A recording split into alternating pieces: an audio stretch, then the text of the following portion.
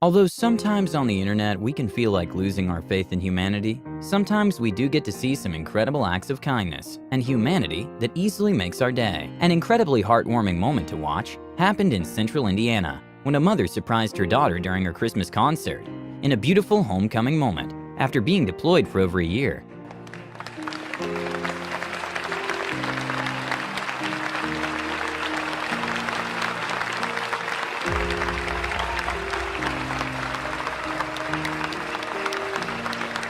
A heartbreaking moment to watch happened at rush hour when drivers didn't seem to want to stop to let an elderly lady cross the street. And that's when a young man in a motorcycle stopped traffic by putting himself in front of the cars.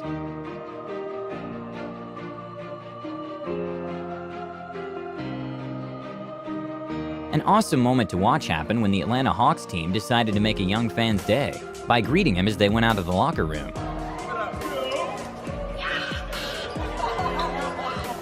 Sometimes life just throws curveballs, and good people can end up in bad situations. At a court hearing, a judge recognized the burglary suspect and told him she remembered